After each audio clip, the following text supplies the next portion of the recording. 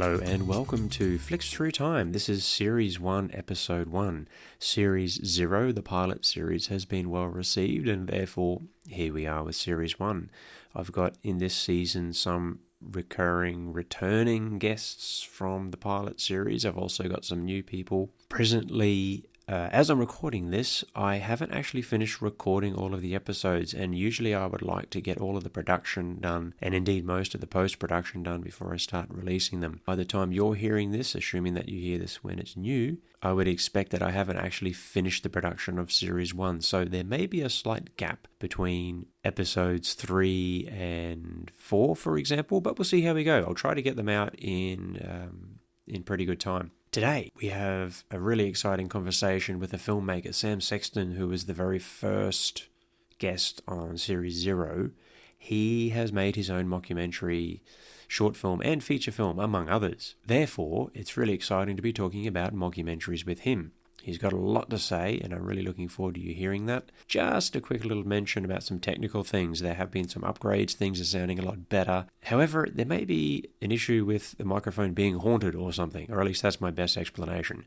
I've got about 2 minutes of audio, about 1 minute and 1 minute again a little bit later approximately, where there was this really weird sound going on. What I've done is a lot of editing, a lot of noise reduction, and then I've tried to crank the sound back up. But the result is there may be a slight drop in audio quality in a couple of places within the video. If you don't notice, then great.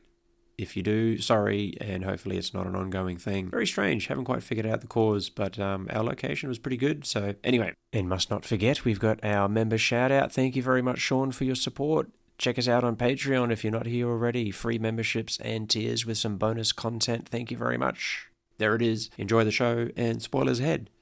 Hello, here we are with a veteran of the show, Sam Sexton, returning for Season 1 proper. Hello, Sam. Welcome back. Hello, and thank you very much. It seems appropriate that, depending on when I end up uploading these, this will probably be Episode 1 of Season 1, and you are Episode 1 of Season 0, so that seems to all work out. But today we are talking about mockumentaries, and we mentioned it briefly in the last episode for anyone who's been sticking around. You've got a little bit of experience. Yes, I have. I made both a short mockumentary and a feature-length mockumentary that the feature won the Poorest Life Choice at the Poor Life Choices Comedy Awards, and as played around in a few international festivals. Fantastic. Well, that's going to be the ending of the episode. I'm really, really keen. I never thought I'd get actual filmmakers on the show, so I'm really, really pleased you're here. But first of all, we need to talk about mockumentaries in general and what makes them tick. And I guess the focus really is comedy-based ones, which I think is most mockumentaries anyway. But just to be specific, at least in my experience, the comedy ones, that's what I gravitate towards, I should say. Yeah. So that's the focus of the episode. Okay, I think mockumentary does lend itself either to comedy or the found footage horror. Yeah. So I think that's the two main elements of mockumentary. Yeah, and how it branches off into horror. Oh boy, that actually sounded like a companion episode, to be honest. But let's go back to the original, 1984, Spinal Tap. I discovered Spinal Tap through The Simpsons, like a lot of people probably. I thought they were a real band because they're just mentioned briefly in the show. Yeah. And rather embarrassingly, I only finally got around to watching Spinal Tap for the first time this year. Ooh. I know. I'm a little behind the eight ball in more ways than one. Especially when half the cast of The Simpsons are actually in Spinal Tap. Yeah, and of course it all makes sense as soon as I look at it. Of course, it all makes sense now. So a great place to start. Spinal Tap has been called, I suppose, the primordial soup or the grandfather of the genre. I don't know if that's accurate or not, but I've heard it described thus. Okay, I think you definitely had mockumentaries before Spinal Tap. It was the one that really perfected the genre. Right. It felt real. So, yeah. And I think that is the fundamental thing about a mockumentary. It must feel real. Well, that must have that level of believability. Yeah, and that's really my first question, which goes over the whole episode. How do you define a mockumentary, just so it's clear for everybody, and one that works? What are the essential ingredients? Okay, so one, it has to use the elements of documentary. So we've got to have, talking to camera. We've got to have the fly on the wall moments. We've got to have the the archival footage to some extent. It must feel like these are real people that we are watching. A real sense of history. No, I'd say a sense of reality. Right, yeah. So it's got to have that sense of, okay, I believe these people are real. My God, what on earth are they doing? And that, hence the comedy element. Yeah. But why is that different, though? Because all acting surely is about being believable. Why is it so different here? Okay. If you watch scripted drama, which is a beautiful and wonderful art form, you have lines which are considered. They are, they all work together to form that story. You've got the joke, you've got the setup, you've got the punchline. It works perfect. Mockumentary, a lot of it is improvised. So a lot of it, you feel like an improvisation gives you this sense that people are not... That they're not scripted. They're not scripted, that they are working as ordinary people do. And that's what the documentaries are, of course, aren't they? Actual, real documentaries are, well, a version of reality, shall we say. Yeah, definitely. Okay, that's pretty good. So does Spinal Tap do that successfully, do you think? Okay, so one quote I loved I'm going to paraphrase Tom Waits here. He said, one of the tragic things about watching Spinal Tap is it felt like it was pulling the curtains, opening the curtains around the rock star. So interesting. Suddenly the rock star went from this, mystical figure, these people like David Bowie who are, somehow beyond the rest of us, to suddenly you see them complaining about the little bits of bread and the salami. You in there, what they have backstage, you see them, accidentally putting, 11 inches as opposed to 11 feet. Yes, for the Stonehenge. Yeah. Probably the highlight of the film. Yeah.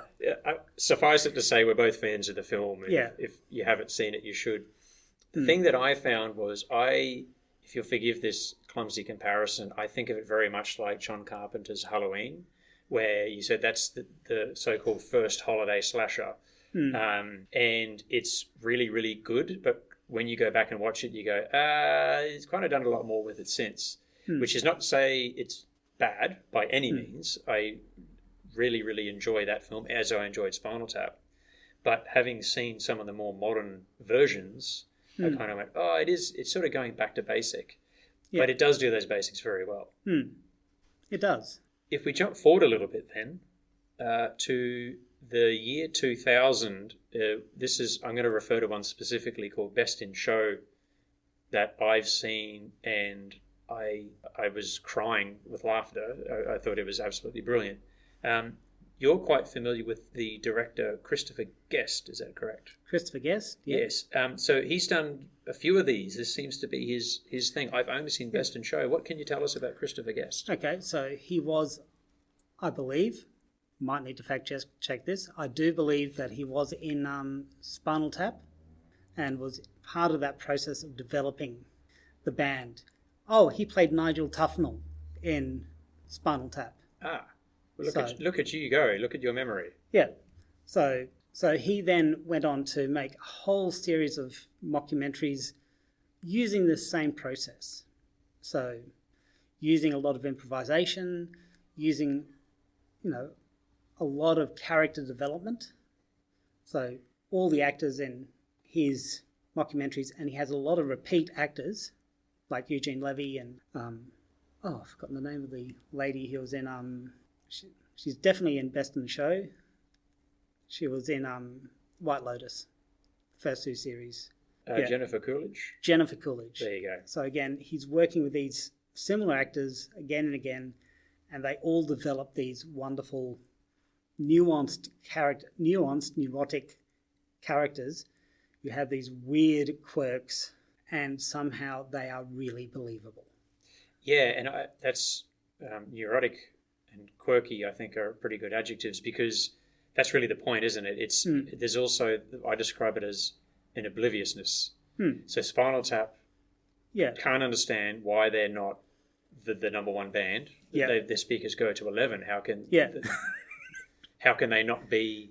And the ones that are like Best in Show, for example, and I assume it'd be similar in his other films, these people. So Best in Show is about dog shows. These are about people who they got the dogs all pretty and all the rest of it.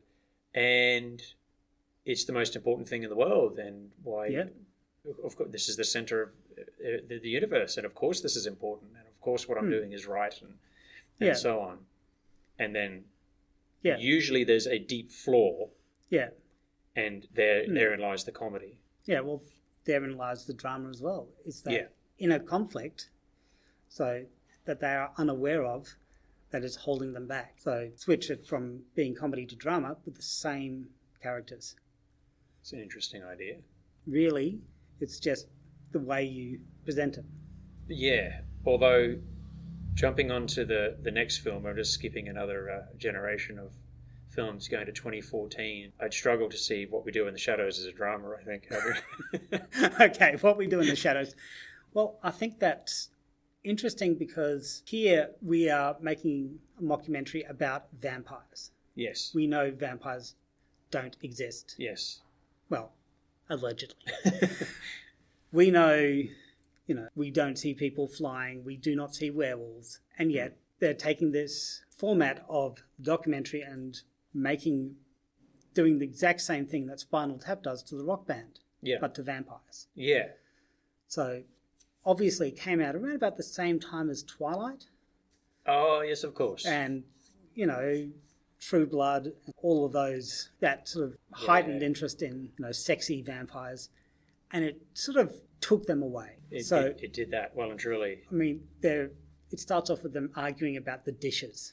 Oh, yeah, one of my favourite scenes. Yeah, and they're hissing and snarling and fine. I'll do the dishes. So they're acting like normal housemates. Yes, and even though one of them looks like Nosferatu and he's whatever, he's like 1,000 years old or whatever, doesn't even speak English, does he? From memory, I don't think. No, he's just sort of a monster that lives in the basement, pretty much. Yeah, and then there's a vampire hunter that turns up. Yeah, there's the werewolves. That's one of my favourite lines of it. We're werewolves, not swearwolves. That's easily my favourite, and that lead werewolf. Oh, yeah. Rhys Darby. Is that his? So he was in... Because he was also... I'm pretty sure I saw him in... when the X-Files came back. I'm pretty sure he was in that. Yep. Actually, I love the spin-off of What We Do in the Shadows, Wellington Paranormal. Yeah. So that's obviously channeling the same energy. Yeah. That's a couple of the same characters turn up. Yes. So. I saw Wellington Paranormal first, one episode only, and then I saw What We Do in the Shadows. So when the police officers turned up in the movie, I went, there we go. Yeah. So various films he's been in: What We Do in the Shadows, Trolls, Jumanji, Welcome to the Jungle, Guns Akimbo, which is an interesting one. Yeah. No, definitely before What We Do in the Shadows. Flight of the Conchords. Flight of the Conchords. That's it. Oh. Yeah. So he's their manager. Oh my God. Back in 2007. Yeah. Flight of the Conchords. So he was in Flight of the Conchords. Yeah. It's all coming together now. I've never actually watched Flight of the Conchords fully. I've seen fragments of it because obviously the songs float around. Yeah. Oh my goodness. The worlds are colliding. Yeah. It's all making sense. Yeah. And of course he's been in a whole lot of Taika Waititi films. And yes, yeah. Another one of those directors that has his allies. Yeah, so what I liked about What We Do in the Shadows is they really pushed the boundaries of the genre because like you said, they're showing something unreal as if it were real, playing it straight. Yeah. And it feels less, the documentary elements are less components than the others. So, I mean, there's that one point where they bring the documentary crew along to a paranormal event. And they go, wait, are there humans here? And then so there's like the zombies and everything, and so the cameraman then suddenly has to run away. And that's a nice moment where you realise, oh yeah, the camera people are actually people in this, because it goes on long enough where you forget that there's camera people. So the fact that it's a documentary style is a little less evident. But still, when it's used very, very effectively. And I think that particular moment is quite reminiscent of a film called Man Bites Dog. So it's a French mockumentary, very black comedy, about a film crew that follows a serial killer around. And they sort of get his philosophies on life and then sort of end up getting involved in his murders. Oh, love it. I did see... It is phenomenal. Oh, man. It sounds particularly interesting. I think that's a good time to move on. I'd like to talk about some honourable mentions. Any honourable mentions, mockumentaries that you think are, shall we say, essential? Okay. I think a really good one on Netflix is American Vandal. Okay. About a school investigation into a vandal that's sort of created, that's sort of causing trouble in a school, and it's just beautifully done. It's really takes the sort of investigative journalist approach to mockumentary. That's interesting. Well, my honourable mention is, and I'm going to try my best to pronounce this, I will fail. Symbiocytotaxplasm, take 1. And the take 1 has got a 4 instead of an A. And this is... so this is back in the 1960s. Yep. So predating Spinal Tap here.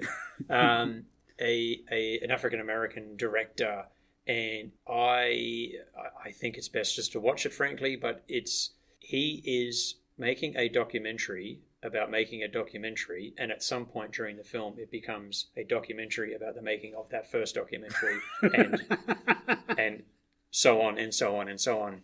So I don't think I can explain it any better than that. But from the 60s, so it's a very different style. As you say, that I think since this is Spinal Tap, what we think of mockumentaries really did come from that. This is a different kind of style. So just throwing that out there. Another one I have to put out there is Drop Dead Gorgeous, which is a mockumentary from the late 90s about a school, about a beauty pageant. Ooh. And it's currently on SBS On Demand. If anyone's interested in seeing it, highly recommend it. Oh, by the way, the one I mentioned, which I can't pronounce properly, is also on YouTube. So good luck spelling it, though. You'll have to put it in your list. Yeah. I've got. I feel like I need to see that film. It's definitely you. Now, speaking of on YouTube, I did link this in the last episode. I will do it here as well. Yep. Sam Sexton on YouTube. You're under that name. Yep. You have a range of films, not just the ones we're about to talk about. But there's a film that you're about to tell us. But what I'd like to do first, if you'll indulge me, is I have some of my favourite quotes from this film, and I'm just going to say them completely out of context. So to do them a complete disservice. Yep. Probably when he's trying to sound tough and something, there's an insect on you, and then he suddenly starts dancing, freaking out because there's an insect on him in a graveyard. To the question, are you okay? I don't know, but I've got an effing vase. Who puts pentagrams on wheelie bins?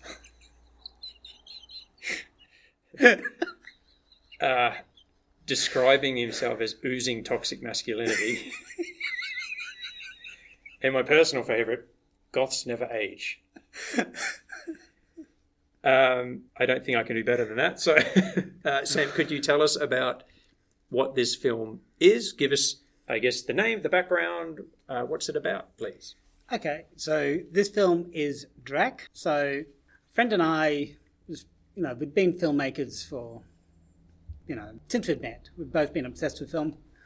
He's more of an actor. I was more behind the scenes. We decided, we're just going to get together and make a film and see what happens. So we knew we wanted to make a comedy. we wanted to make it mundane. So there is a wonderful British sketch show called Big Train, and I think it's from early 2000s or late 90s. But there is a wonderful sketch about Ming the Merciless from Flash Gordon. I think I've seen that exact sketch. He's vacuuming in the carpets. He has an operation, and he gets a card from. I remember him. Yeah, beautiful shot of just mundane domestic, and he'll knock on the door, and you see him go to the door, but you can't hear what he says, and they say, we've discovered an enemy. He's like, send them to the pit of eyes. And he just walks back and goes, he's vacuuming. Okay, yes. I can't believe that just came out of 20 years since I've seen that. Fantastic. Yeah. But that idea of taking something that is so... Well, Ming the Merciless is such a... he is iconic for all the wrong reasons. Yeah. So, he's not a subtle character. No, he's quite a racist stereotype from the 1930s. Inexplicably still hanging around in the 1980s. Yeah, and we just found this kind of character and seeing him at home doing something boring, hilarious. So did you contemplate making the character an actual vampire rather than a Dracula impersonator? We did. We really did. We were thinking of making him. Then we thought, somehow the idea of someone whose job it is to go out and impersonate Dracula, even funnier. I don't know if I would have agreed with you, but then I saw the film and went, oh yes, obviously. And of course, we wanted to make him an absolute bogan. Yeah. I mean, he smokes, he swears, he drinks, he's an idiot. Yes. And I don't know what it is, but I find someone who's completely lacking in self-awareness, surrounding themselves in sycophants, so funny. And that's that thing again, isn't it? The obliviousness. Yeah. That he genuinely believes he's the best at what he does. Yeah. And that it matters. Yeah. And maybe he is one of the best because, there's no one else doing it. But also, he's not very good, as his wife does say at one point. Let's be. Finally, she's the first one to say it after about an hour in the movie. She's the only one that actually says he's just not very good. It's like this dirty secret. The audience is going, "Yeah, we know." I was waiting for someone to say it. And yet he's got all these people around him who say he is brilliant, and he's got a manager, and I guess we should mention at this point. Crowley, one of my favourite characters, who's... Let me see if I get this right. He's the leader of a satanic cult, and they want to sacrifice him to get his soul. We never actually work it out. We never reveal it. Yeah. We just know that Crowley, for some reason, wants Vaughn Trainer, the character in Drac. Yes. And we don't know if it's because... Vaughn Trainer really is a vampire who's just obsessed with Dracula doing really crappy, really awful shows. Yeah, getting stuck in a coffin and needing to take a break because he's claustrophobic. A claustrophobic Dracula impersonator has to be just conceptually one of the funniest jokes. But what I loved about that, okay, let's take a step back. Because first of all, I'll tell you my thoughts as I was watching it. I'm going, great, I got this set up. It's that typical mockumentary thing done very, very well. I'm enjoying it. But after about 15 minutes, I'm going, yeah, but what next? And it's at that point that his wife says, right, I've had enough. And I go, oh, okay, now it's about him adapting. So now there's some plot. It's not just the day-to-day. It suddenly becomes this change. Yeah. And then... about halfway through the film, I guess, he suddenly meets this rather intimidating fellow named Crowley. And he's very intimidating. And he said, that was weird. But then he becomes this very intimidating character, suddenly becomes rather ineffectual to the point that he gets beaten up with a neckerchief at some point. And I'll tell you what I got from that was, okay, it's this satanic cult thing which is gradually revealed. So it's also another plot line to keep things moving and interesting and keeps the audience guessing. which is definitely what your film needed. And it plays out really well. But then as we reveal more and more, he becomes less intimidating. So naturally, the character himself is just kind of, he walks into his house at one point, he just sort of gives him a kick and sends him on his way. And first time... It's not Vaughn Trainer who kicked him out, it's his girlfriend at the time. Yeah, well, that's true too. But he just sort of goes, okay, and just goes. It's like, oh, okay. Because when you first meet him, it's like, is he mafia or something? Because it's like a drug deal going on. Where it's quite a... It opens up little esky and it's glowing red. And he's going to this... He's meat dealer. By the way, I've got my fingers up. Yes, quotation, meat dealer. Mm-hmm. So, I mean... When I came up with the idea for that scene, I wanted to set it up like a drug deal. Yeah, it's definitely what it feels like. Because, I mean, that was partly because he was supposed to go to a butcher and, I'll get my meat here. We couldn't get a hold of a butcher who allowed us to sell it. Then we thought, hang on, if we flipped it on the head, make it like a drug deal, then it suddenly changes a whole lot of connotations. Yes. What kind of meat is it? Yeah, why is Vaughn buying meat like it's a drug deal? What is going on? And as you say, it's never answered. Yeah. But then you got the fellow saying, don't worry, this one's on us. Yeah. Okay, thanks. Who the hell was that? And it just sets up this whole new plot line of what is going on? Yes. I don't even know. I mean, there's so many questions I want to ask about that film. First of all, how many Kiwis were in the film? In Drac? Yeah. I honestly don't know. I think we had one or two. Yeah, because there's something about, I don't know if it's because I associate with vampires with what we do in the Shadows, which of course was Kiwi, a lot of Kiwis in that. But just hearing couple, and there's something about the Kiwi sense of humour, their very dry sense of humour, which makes them arguably the best at mockumentaries. That very dry delivery. Yeah. So when you've got something quite extraordinary or strange happening, just going, that's a bit odd, that kind of deadpan response. Yeah. So that struck me a little as I was watching. But I'd like to know a little bit about the process. So, for example, there's a scene where Vaughn's been kicked out of the house. Yep. And it plays out a scenario we've all heard of or seen on other shows where he goes around and there's a younger, fitter, more attractive bloke now in his house. Yeah, Jonathan. Right. So you've got all these then questions about masculinity and all this. So what does he do? Tries to fight him and gets his backside handed to him. Then tries again, gets beaten again, sneaks into the house, gets thrown out again, and then decides he's going to start mowing the lawn. And how did that see? I mean, was he always going to get the lawnmower, or was that something that just came about? That was always this is great. You've spoken about two of the scenes that were really mine. Right. Perfect. So, and that's probably my favourite scene in the film because it's got that comic escalation. It just keeps going. I mean, the way he just keeps going back, even though he knows he shouldn't. He's so ineffectual. And I thought it was always going to end on that scene where he's trying to mow the lawn. Why? Because I tell you, what I got from it was, it's like, you've taken away this masculine thing. It's like, well, at least I can mow the lawn still or something like that. That's what I understood. He's trying to, prove himself to Mina at that point. By the way, notice the names in Drac. So you've got Jonathan, Mina. Oh. They're all names from the original. Dracula. Man, I feel stupid that I didn't realise that. Even Vaughn Trainer is a play on Vlad Tepes. Yeah, okay. So. I should have... I feel rather annoyed at myself for not having seen that, frankly. Okay, I love that. I just... this younger, fitter man's taken away everything. Yeah. At least I can still mow the lawn. And he can't even do that. Has to run in fear, basically.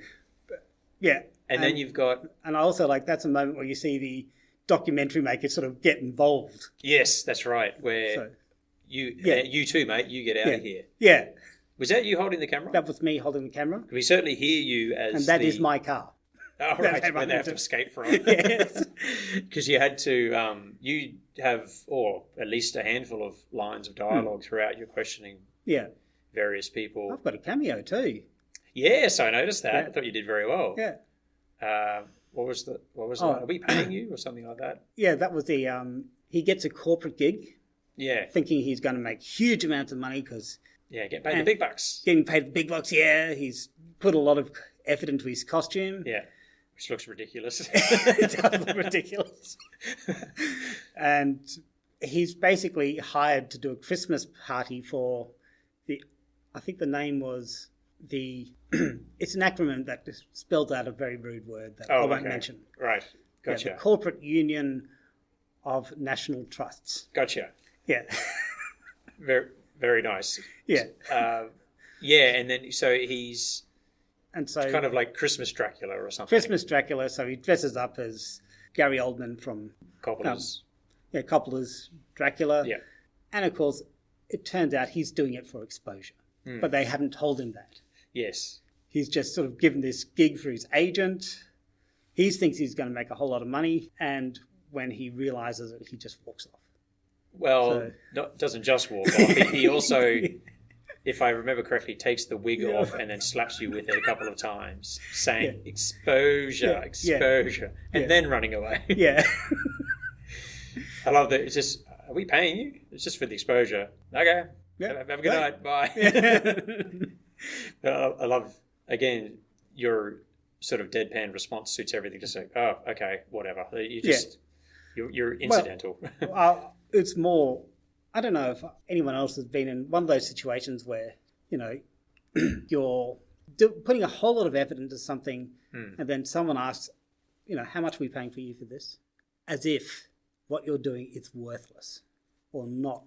Yeah, that's absolutely what, because when your character says, it's just exposure, then you just go, oh, well, whatever, just dismiss it. Exposure. Who cares? And also we wanted to put in a nod to all the people in the film industry and, who work on films or who work for nothing to get that elusive thing of exposure, which ultimately never eventuates. And then they just end up so we wanted that to be a nod to those people. It's a question about what is the value of art. Yeah. And if you don't say, I'm worth this much, then the world will agree and say, you aren't worth this. Yeah. If you're giving art out for free, it's a moral imperative to charge for our art. Yeah. So it has value. Having said that, your film's for free on YouTube. It is for free, but we made it for peanuts.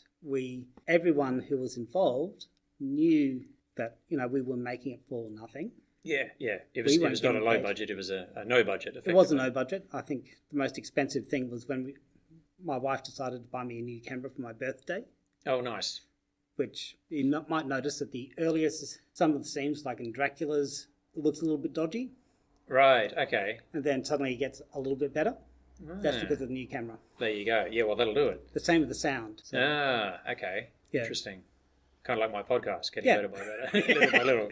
Yeah. So what was the goal? You talk about you made this thing, won some awards, and it was that the point, just to get something out there?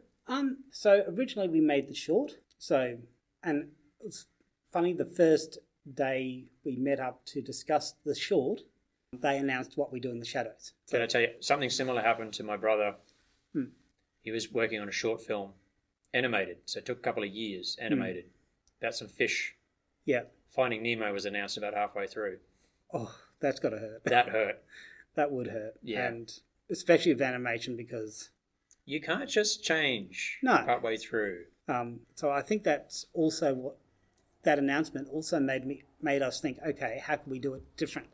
So after we had the sort of filmed the short, which again, we did I think the short is a tighter, better sort of overall work. Yeah, should just mention that. Yeah, both of these are available on your channel from memory. The short's, I think, 6 minutes. 6 minutes 30. Yeah, I watched that first just to get a bit of a taste, and it has the singular story of just watching him as compared to all of the satanic stuff and him getting kicked out of the house and everything. So it really just focuses on him. Yeah.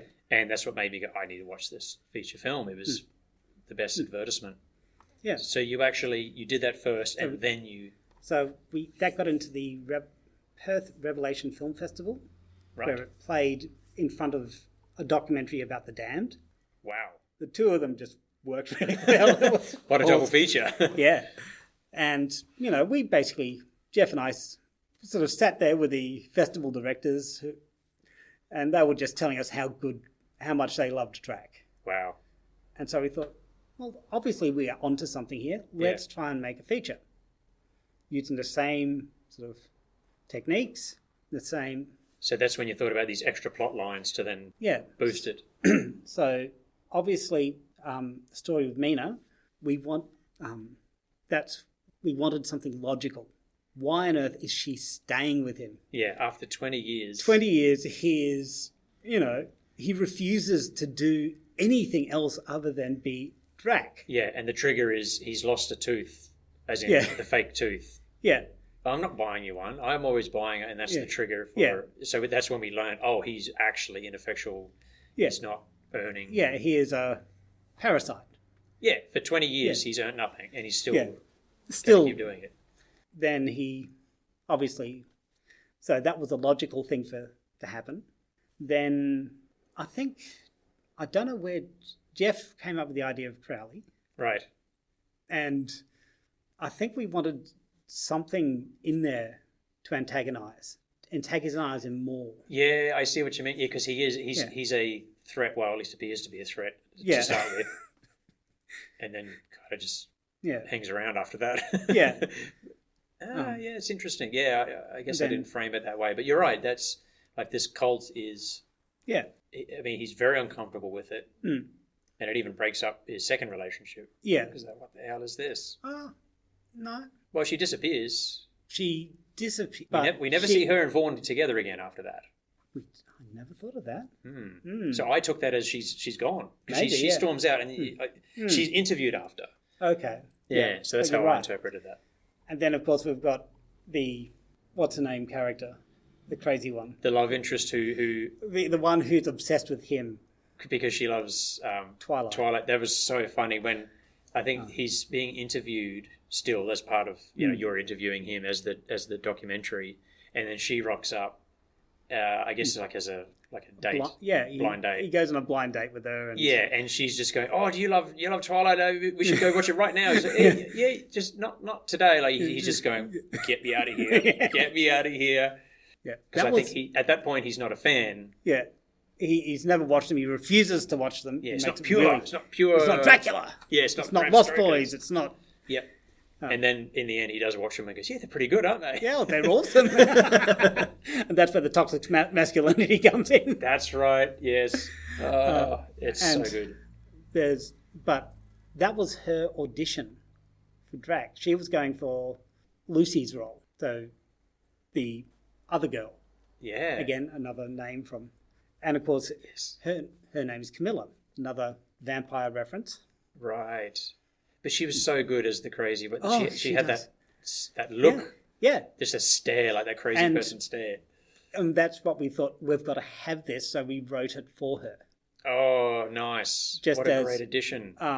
Just as the guy she's using to get back at Fawn later. Yeah, that's... His audition for Jonathan was really, really funny, and we really wanted him in there. Yeah. By the way, he's now a comedian over in the Netherlands. Oh.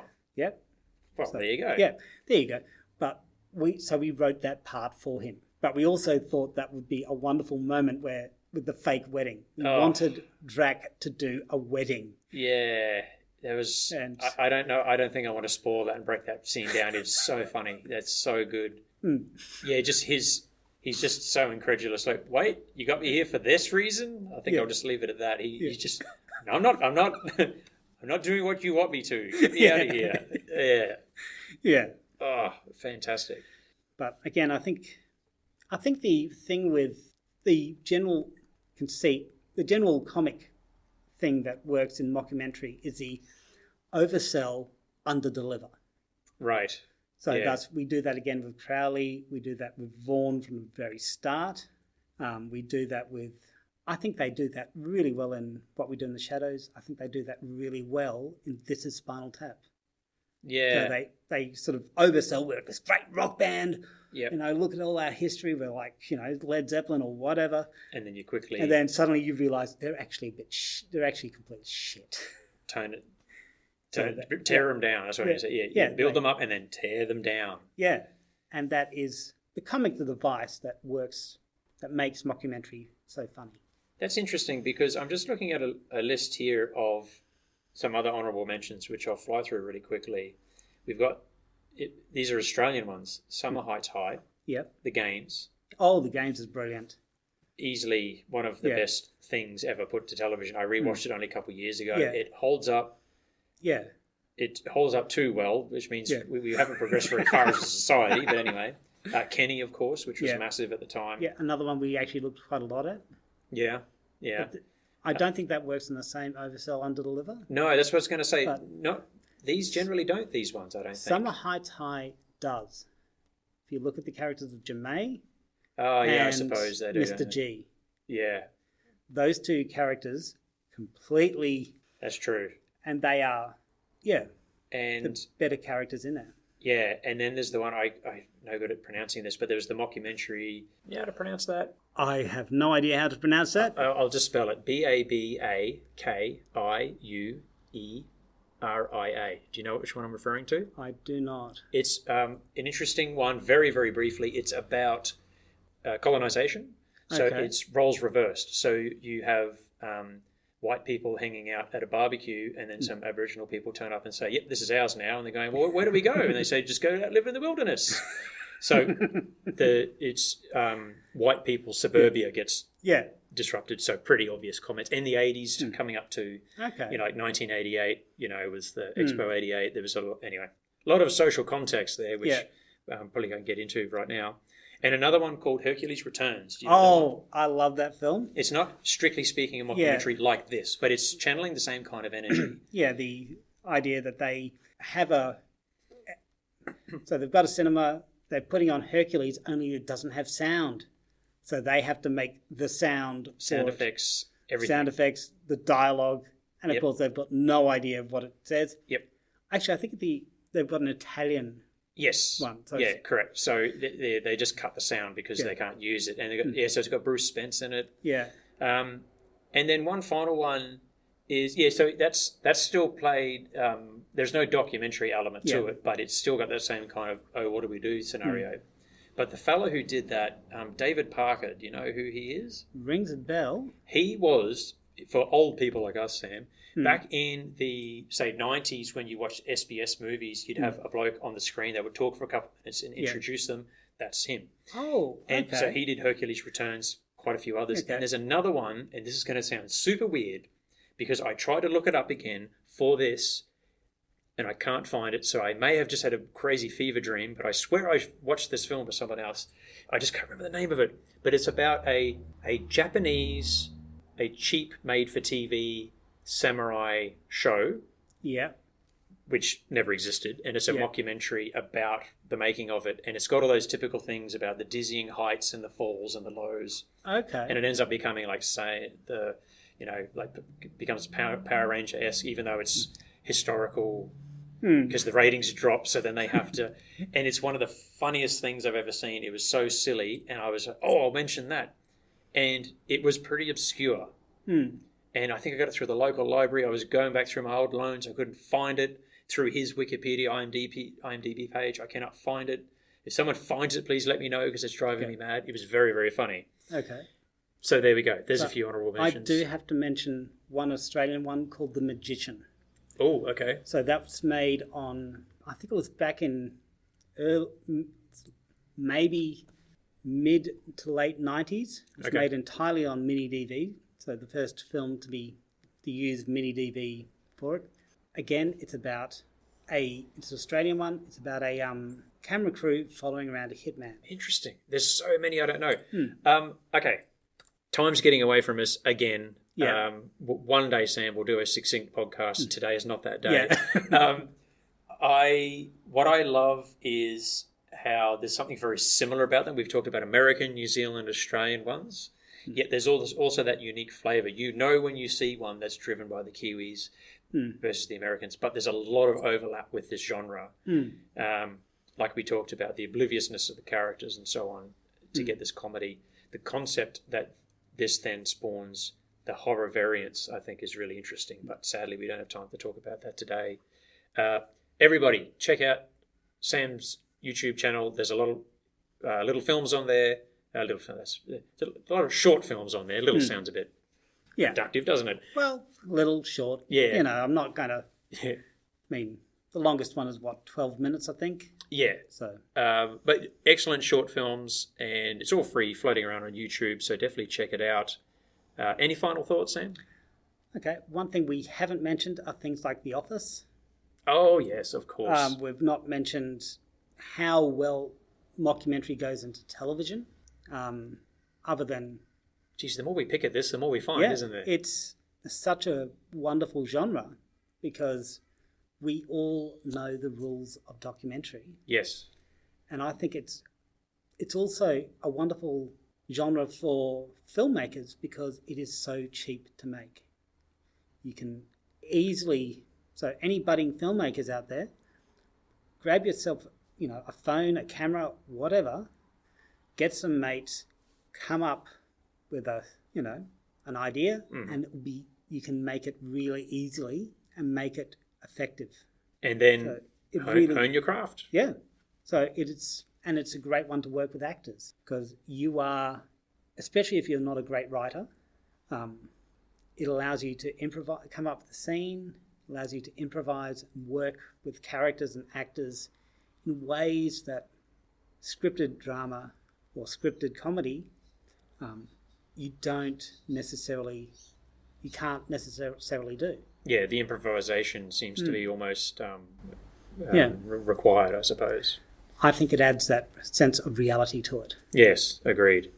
Wow, what a journey we've gone on. Thank you so much once again, Sam. I look forward to eventually season 2. We'll get you back again. Thanks for your time. Well, thank you very much.